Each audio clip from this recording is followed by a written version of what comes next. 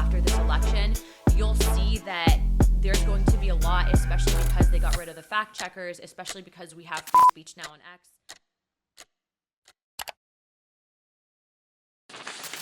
All right, guys, Anna Paulina Luna here. We are in DC, about to be a big week. Thanks for coming on. 1,000% looking forward to it. Yeah, there's been I waited 2 years for this. Yeah, you must have had a long 2 years on. I mean, serving under Biden, it's mainly because you're basically just blocking and tackling all the BS that comes down from the machine, but it was definitely rough not having our core group of people. Yeah. So it's good to have them back. I want to start off with the health stuff because there's been a lot of exciting news in the health space lately. Yeah.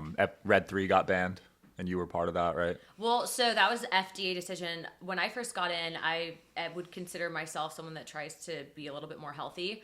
But I'd say from probably the time I got in, because of my committees, because of my investigations, I went from being somewhat just distrusting of the FDA to completely not trusting them at all and just advocating to my close friends, families, and also to people that follow me on social media, really how corrupt the institution has become.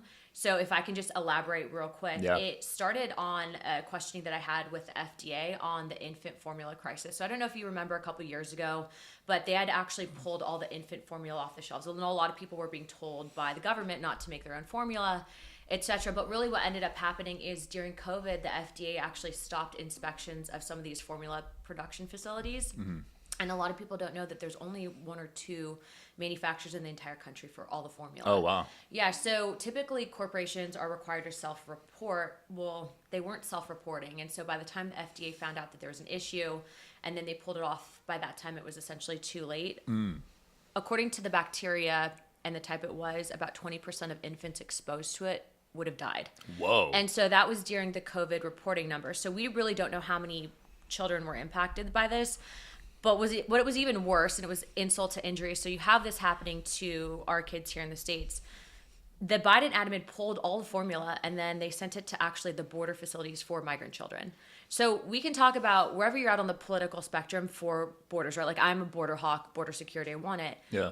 But I don't want to send tainted formula to these kids. And so to me, once I saw that happening, I kind of really pulled back the layers on what the FDA was doing. And then you realize that with things like thalidomide, that they'd actually encouraged women to take that. It was to prevent nausea during pregnancy, and it was causing massive deformities for children as well. So question everything the government tells you. Man, there's some evil going on there. Yeah. It's pretty FDA, bad. I did not know it was that bad. They need to overhaul.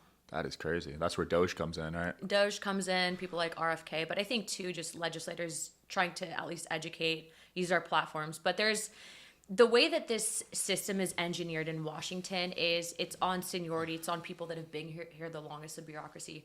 So to come in and make change right away is a lot harder unless you have people that are outsiders. And part of the reason why I supported Trump so early on back in 2016 and then even in 2020 and now in 2024 is because of the fact that he's probably the only person right now in our lifetime that has the profile and the ability to continue to fight and actually bring that change. Absolutely. Yeah. You're starting to see a little bit though, right? Steak and Shake is using beef tallow now. Yes. The Red 3 ban. Yep. People are talking about seed oils. Yes, we don't want seed oils. I actually had a conversation with Sardar, who is actually the owner of Maxim Magazine, but he also has a large portfolio of Steak and Shake. And so we were actually talking about the beef tallow stuff.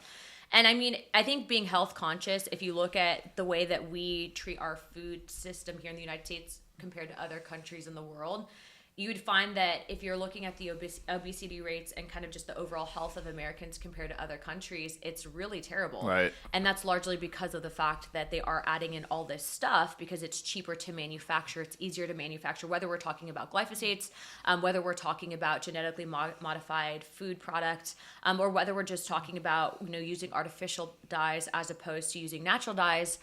Something on the red number 3, they knew that it caused cancer for years. You still have red 40, which is even worse, causes autism. Damn. And it's largely being packaged in food products that's targeting kids. So it's like you're wondering why one in, however many children are now autistic and why there's an increase in child cancers. I mean, it's terrible that it's so expensive to eat healthy, but that's exactly why I've been pushing for some of the legislation that I have to clean up our food supply. Absolutely, it's needed. I've heard as high as 1 in 26 in California. If starting the new year off with a fast feels a little daunting, you're not alone. Shout out to today's sponsor, ProLon. They're an entire community of individuals that want you to make meaningful differences in health. And it makes fasting so powerful because you have a group of people around you. I'm joining their January Fasting Challenge, which is a coach-led program to set you up for fasting success. It's a 5-day program. It's filled with snacks, soups, and beverages that are designed to keep your body in a fasting state with no guesswork or planning required. Got the boxes laid out right here so you guys can check it out. It's also great for so many things. It enhances your skin, it enhances fat loss, and it improves your energy. All their meals are prepackaged, like I said, no guesswork, and it's perfect for after the holiday season where you stocked up on a lot of heavy meals. If you're ready to make 2025 your healthiest year yet, you can order your ProLon 5-day kit at prolon.com/DSH and join in on their fasting challenge today. New groups start every Sunday in January. Plus, ProLon is offering Digital Social Hour listeners 15% off their 5-day program when you go to prolon.com/DSH. That's prolon.com/DSH. California and kids. It's autism. so sad. It's so sad. We also have a bill that we're introducing that's going to remove fluoride. Had a lot of people that told me that I was going to be responsible for an overall increase in cavities in this country if we removed fluoride. I would say that if you're still using fluoride toothpaste, that should be your decision to buy that toothpaste, but you don't need to have it in the water as well. Right. Yeah, I switched off the toothpaste even. I did too. I don't use anything with fluoride. Yeah, and people don't even know this, but you're bathing in fluoride with the tap water. And your body absorbs that. Your skin is the biggest organ in your body. And so to be constantly exposed to that, I mean, just long term, it's going to add up and you're going to end up with some form of disease. Yeah, and now it's been proven it lowers IQ too, right? That too. 3 points. 3 points. That's not just made up. That's an actual study that was done. And then I know in the state of Florida, which is where I'm from, I think our state legislature is talking about removing it altogether. So there's been a lot of support of that, but I would like to see that nationally. Look, we want the best and brightest coming from the United States. It starts with not just our water, but our food supply. Yeah. How do you feel about the Department of Education possibly going away? Yeah, going away. I would be in favor of that. I think it would be a heavy lift because I think some people in Congress might be a little bit queasy or skirmish on the subject. Mm-hmm. But for me specifically, it should be a states' rights issue and up to the states to decide what's best for their kids. Not to mention, my background, I went to seven high schools. Wow. Yeah, I did not have a normal high school experience. But when I talk to people, they're like, how did you end up being so conservative? How did you find the military? What brought you to where you're at today success-wise? And I joke that there wasn't time for me to be indoctrinated. But I'm in part being serious because I feel like the current education system right now, instead of teaching kids how to think independently, to teach them how to be entrepreneurs, to teach them life skills like balancing a bank account or what is a credit score mean, right? Like these life skills that you would typically need as an early adult starting at 18. Instead, they're focusing on things that we really don't necessarily need. And so I feel like an overhaul of the education system is absolutely needed, but I'm always in favor of keeping it at the state level. Yeah, you get punished for critically thinking. Yeah, but that, and then they just engineer a bunch of people as doers instead of entrepreneurs, owners. They want you to stay in the box instead of thinking outside of it. My school suspended me for selling candy. Are you serious? Yeah. I look at you today. I know. I'm in fifth grade. What kind of candy was it? It was, I went to Costco and bought the king-size bars. I was in fifth grade and I was selling it for $1 each, making $10 because the box was $20. That's awesome. And I got suspended for that. I hope my son is like you. Yes, it's just crazy though that they punish that mentality. Yeah, they should have encouraged it. What did your parents say, just out of curiosity?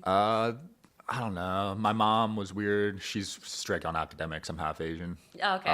But my dad was he didn't care, Well, that's pretty cool. So I always joke with Andy, but I'm like, I hope Henry learns to be a young entrepreneur because I think you just have it. It goes with your natural instinct. People have different personality types and talents, and I think something like that, we need more of that, but they shouldn't have punished.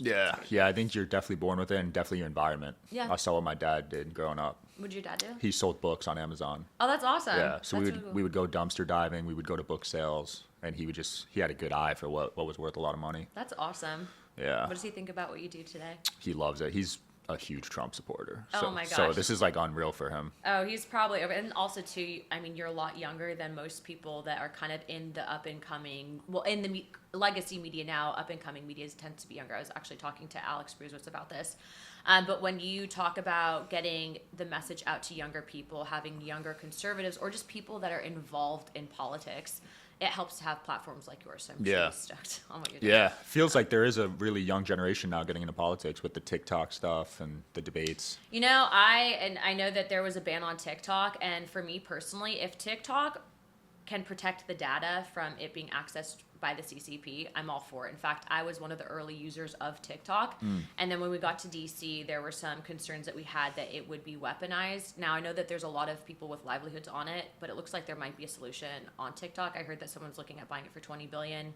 Mr. Beast, Yeah, right? Mr. Beast. If he does, I mean, I'd be happy to use the platform because I know it's been incredibly influential, especially in President Trump's reelection, but more importantly, getting the message out there to young people. Absolutely. I do want to ask your take with the fires because that's still going on right now. Oh, in How California? it was handled and what your opinion on it was. So I don't know if you know this. I grew up in Southern California, and so I remember being out. I remember when California was was a Republican state, which is crazy. I didn't know that was ever. Yeah. So When was that? That was back in the early 90s. So Okay. Arnold Schwarzenegger was a Republican governor of California. That's kind of my era when I grew up there. But what a lot of people don't realize is California is a desert, A, and B, we have something called the Santa Ana wind. So in addition to mismanagement, in addition to having people that were not qualified for their positions but were hired because they checked certain boxes, you have all of those. That was basically the perfect recipe for what happened. It's really unfortunate, though. I'm seeing that a lot of people are now dealing with the headache of FEMA. So I hope that we have a great incoming FEMA director. I know President Trump's been considering Kevin Guthrie, who's Florida's current FEMA director. But when you're in these times of crisis, you would hope that your local officials, as well as your governor, would, you know, A, put the citizens first, but then also to understand and what goes into managing a crisis like this.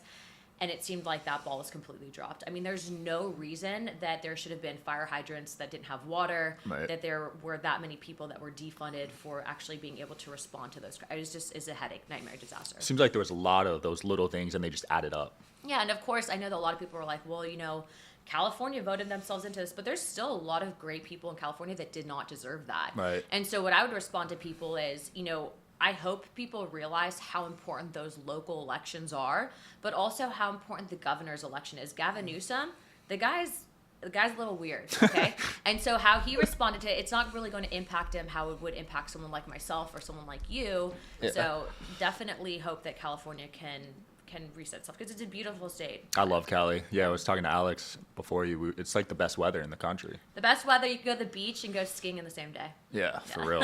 And they have In-N-Out, so. Yeah, In-N-Out. Oh man, I hope they switch to Tallow because I love In-N-Out. I know there's like an In-N-Out fan page on X, and they're like, yeah, we need tallow fries at In-N-Out. Yeah. So maybe they'll see the X. I always fall for that because I think it's the real In-N-Out. Yeah, but it's not. But there's an In-N-Out fan page on X. I also follow it. Yeah, because I used to love Chipotle, but like they use seed oils, so it's like. No, In-N-Out, but you know, we might have to switch to Steak and Shake if they stay. I'm gonna try it. I mean, from a business point of view, they're losing money on that, so I respect their decision because they value the health. Healthier. Yeah, it's healthier. We actually just had tallow fries last night. I know this sounds weird, but I'm a foodie, so you get that perfect amount of like salty, crispy. It's not soggy. Tallow fries are where it's at. I got some amazing chips. I think they're called challah chips, made from beef tallow. Have you had those? No. Oh Where do my you get them god, at? I'll send you some. Let's Yeah, go. they're good. Chip plug. Yeah. They don't even pay me. I don't know why I just brought that up. Yeah, that fire stuff. I mean, Biden's sending $700 to everyone. You Felt know, like a slap in the face. when he called me after my district, so I'm right in St. Petersburg, Clearwater Beach area in Florida, and so we had 2 back-to-back hurricanes that came in. He called me and I talked to him in person, and he just goes, you know, $700, because they're going to send that roughly that amount to the impacted victims from the hurricane in Carolina. He goes, that's a bunch of malarkey, but it's like, what's $700 going to do? You know, FEMA in total spent this past year over $1.01 billion on illegal immigrants. Wow. Was not going to Americans, literally went to people that never paid into the system. And some people might say, well, why are you so anti-illegal immigrant? Because it hurts people, like especially people that are trying to come here legally, right? So you can't have both, your cake and eat it too. This is a prime example. Americans need that. FEMA's denying claims. Our offices are helping to assist in opening up those claims that have been denied. But if you think California is going to be resolved anytime soon, it's not. And anytime the federal government says we'll help, run for the hills, because the federal government tends to rarely help. So Right. hopefully the incoming admin can fix it. Yeah, and even the hurricanes in North Carolina, FEMA didn't do much there, it seemed like. No, and in fact, we had a hearing. So I sit on House Oversight. And in our hearing, we had the FEMA director in, and I actually asked her questions because I watch, whenever I'm looking at a hearing, right, or I'm cross-examining someone, I want to hear what the other side has to say as well. So I actually watched interviews of the woman that was fired for discriminating against Trump supporters during the hurricanes. Yeah. And she said that FEMA was covering up, but she also then named names of other individuals that were under investigations and that were giving orders, not just in Florida, but in North Carolina and Georgia as well, to actually not help conservatives, Republicans, or Trump supporters. Wow. And I asked the FEMA director about that, and I could see her body language shifted. She didn't want to go there. She wanted to keep it just isolated to this one person that got caught and that they threw out. But I definitely think it was a bigger incident. I think that when the incoming admin comes in, they have to investigate, because how many people were impacted and denied help because of that? Wow. That's cool that you picked up on something like that. Yeah, it's, as part of my job, Congress can be as difficult or as easy as you want it to be. I take this job seriously, and so because I am on oversight, I definitely use that to investigate. I know earlier you were mentioning something about censorship, right? Yeah. When I first got into office, I worked with an organization called Judicial Watch, and I actually was given access to some information that the Department of Homeland Security organized and worked with a division of it called CISA. And what they were doing was they were working with Meta, they were working with Google, they were working with YouTube, and also Twitter 1.0 to organize with the government to suppress information, specifically with the president and all other conservative media influencers. Wow. and And they were using a private cloud server known as Jira to communicate this. So when I see all of these CEOs coming in that are basically kissing the ass of the president now, they know that he's in control. They know that he's not going to play games. If there's one thing President Trump respects, it's loyalty. But also, too, he wants to root out the issue and never have it happen again. Like, the one thing that he continues to say is this should never happen to any other president, because what they did to him was terrible. But we had evidence that they were engaging in something illegal. It's known as a joint state actor. Yeah. But then when I was questioning Yoel Roth, he lied to me under oath. Whoa. And so we had the evidence, we had the information, but we didn't have the DOJ, we didn't have the AG's office. So what can we do about it, right? So we exposed it. It was out there. People understood it, but it's just sad that it took to that point to happen. And it's sad that all of this contributed to, I would say, largely the polarization that we have in this country now that led to President Trump getting shot. 100%. And then a second assassination attempt. So I think this country is in a process of healing. I think as we move forward after this election, you'll see that there's going to be a lot, especially because they got rid of the fact checkers, especially because we have free speech now on X. Kudos to Elon Musk. But I mean, the fact is that there was elected officials that were doing this. There were CEOs that were doing this. They were working together and coordinating, and the federal government was a part of it too. And so that should never happen again. Yeah, dude, the censorship was crazy. I remember even just taking a photo with Trump Jr. They must have some AI, because as soon as I posted that photo, my views went down 80%. Yeah, they had a way of scanning on the back end, but it wasn't just that. I mean, I'll give you another, I guess, information nugget, because it's already past now that it's happened. But before Janet Yellen had left, after there was the fall of the San Francisco bank, do you remember that? Yeah. Okay. You would figure that there would be a plan in place instead of a bailout to deal with this. Right. I was on the call with the House and the Senate when this took place. Representative Lauren Boebert had actually put out a statement on it. But their solution to prevent there from being massive panic was to organize and orchestrate a censorship campaign online to prevent people from going to the banks and essentially running on the banks. Wow. That, when I heard that, and I heard there's not actually a plan in place to fix this problem, they're just going to censor their way out of it, I realized how bad the rot was. So I know the incoming teams are going to correct that. But when I say that it is the obligation of every American to pay attention to what's happening in politics, whether it's at the local level or whether it's at the national level, I genuinely mean it, because there are people that come to Washington and they'll stay here 20, 30 years. There's been a member of Congress, God bless him, but has been here for 40 years. That's longer than I've been alive. And when our founding fathers wrote the Constitution, when they wrote the Declaration of Independence, they weren't anticipating that people would look at this like a long-term career, but it was a civil duty and an obligation to one's country. And they were in their 30s. So I think we need to bring in some of that new energy back to DC. Absolutely. You recently had a whistleblower with some adoption case, right? Oh my gosh. If you want, can I elaborate on that? Yeah. This, by far, I've told you about some of the other investigations I've run, but this has been probably one of the worst cases of corruption at the State Department I've ever witnessed. I now sit on foreign affairs that has jurisdiction on the State Department. I had a Marine officer.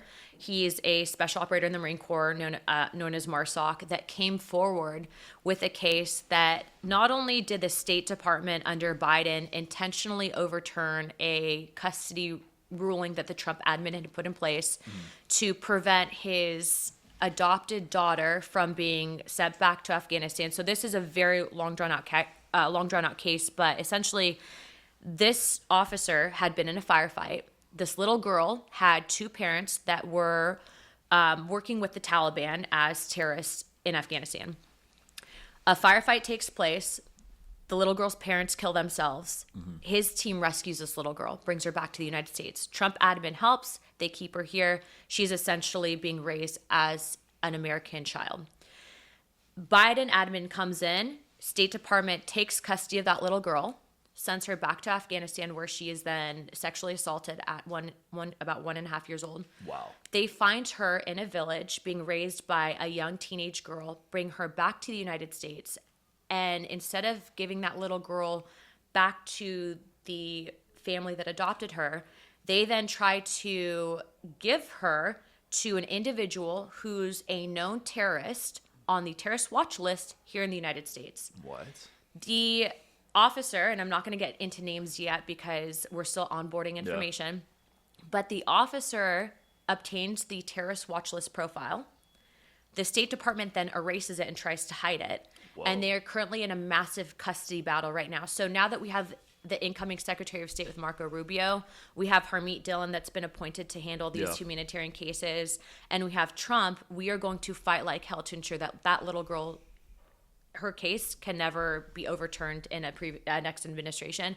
But the fact is that, you know, when you're in a position of power, whether you are a member of Congress or Senate, whether you are an appointee at the administrative level, or whether you're at the State Department, your decisions have consequences. And to have them make a decision to undermine the previous administration, not because it was for the betterment of this little girl's life, but because they couldn't stand Trump, resulted in her being assaulted. That's crazy. I wonder why the state as a child.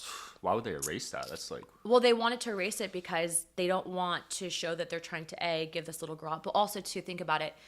The Biden administration has knowingly allowed people on the terrorist watch list into our country. Right. Those people are not here. They're not going to ever assimilate. They're here to essentially kill us. Like, to think that those people are somehow going to just say, I just want a 9-to-5 job and that's it. They should never have been allowed here in the first place. But now I think the problem that they're going to have is we have all this information. I'm going to ask that all these people are fired. And if I find that there is deeper rooted corruption, I mean, I think that there needs to be an actual criminal investigation because of what happened going forward. Also, too, who ordered the profile to be erased. Right. And so, I mean, it went all the way from the State Department to the FBI getting involved and basically weaponizing an investigation into this officer. You had members of the JSOC command and then also to his own team that were making statements to actually defend what was happening and to try to defend this little girl. So it shouldn't ever happen. That's terrible. Yeah. Do we know a rough number of how many terrorists got in illegally? Right now, illegally, no. But what we do know legally is within the last couple of years, it's been close to 10 people on the terrorist watch list have been allowed into the United States by the Biden administration. Yes, allowed in. That's not including the ones that never made it to our radar. That's crazy. Why would they allow them in? What was their reasoning for I that? think that's the question that everyone wants to know. Why would you allow, right? Normal people have to go through TSA at the airport because of 9/11. Yeah.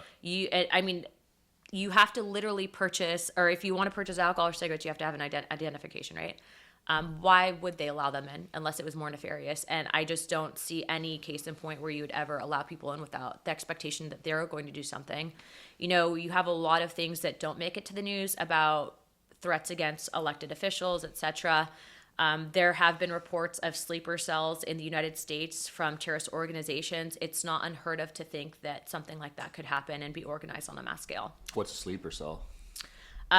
Individuals, whether they're working together or they're being told to work individually, that will activate, kind of stay normal people, right? You would think that your neighbor is a normal person, and then they activate to carry out a terrorist attack. Wow. that is scary. And people are really uncertain about all this drone stuff going on too. Well, so there's hobbyists, right? But then there's also, I think, you have cases like the Chinese spy balloon that traversed that they were telling us, oh, we don't know what it was. The Chinese spy balloon was collecting information and data over the entire U.S. Should have never happened.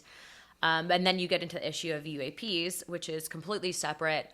But, right now, I think that it would be probably naive to think that people wouldn't start using drone warfare, kamikaze drones against adversaries, against possibly President Trump. So taking security serious is definitely, it's a new playing field. We haven't had this experience before. But I think when you're looking at what's happening right now with Russia and Ukraine, drone warfare is what they're fighting with. And so I think it's changing the battlefield for sure. Yeah, I mean, they're so advanced now. I had a guest come on. He said there's some drones the size of a fly. Yeah, I believe that. Spy Crazy. Drones. Yeah. Yeah. Crazy times, man. Well, Anna, it's been really fun. What are you working on next? Where can people find you and keep up with you? Yeah, you can follow me on my personal social media at real Anna Paulina. But also, if you want to see what I'm doing from a ledge perspective, it's luna.house.gov. And I think the biggest thing for us in the next 2 years is President Trump's agenda, first 100 days in office. But I would say just stay vigilant, self-educate, question everything, and, have faith in your government. But, make sure that you're doing your own research too. I love it. Check it out, guys. We'll link everything below. Thanks.